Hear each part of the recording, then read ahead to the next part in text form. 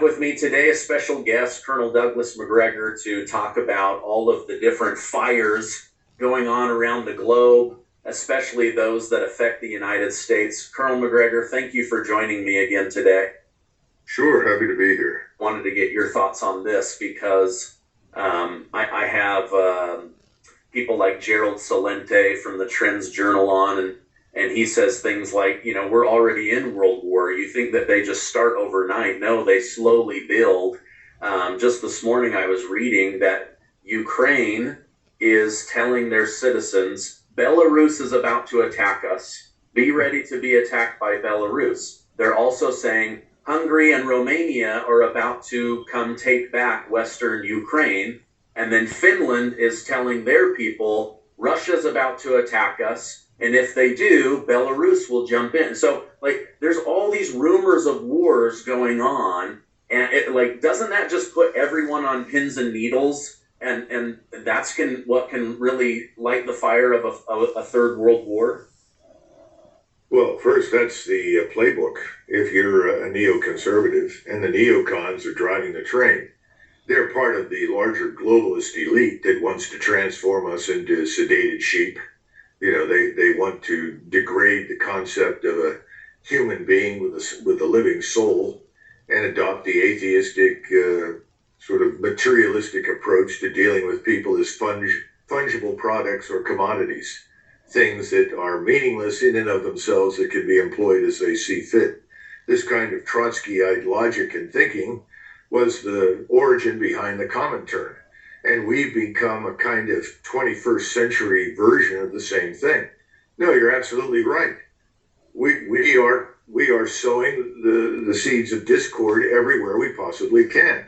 Now, can all of these come together and result in a global catastrophe? I suppose it's possible. It's never impossible. But there are a few differences that need to be noted. In 1914, when we saw the First World War break out, all of the major participants were already primed for some sort of conflict. They all underestimated its dangers and its destructiveness, but they were all ready to pounce. They were already in the launch mode. It didn't take much to cause it.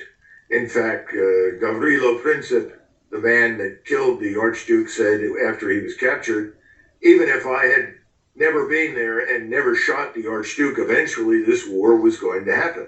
Well, there's some truth to that. But what you have is the slow burn today that takes months and years versus the month or so that elapsed between 28 June and the end of July, 1, 2, 3, 4 August. In other words, everyone did not instantly pull the trigger. It took a succession of events. Well, take that same sort of choreography and apply it to the world today. We're not going to see World War III break out this week or next week. It's going to take a few months. I think by April, May timeframe, all the pieces will be in place.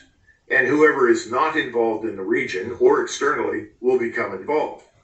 Remember, Russia is closely aligned with Iran.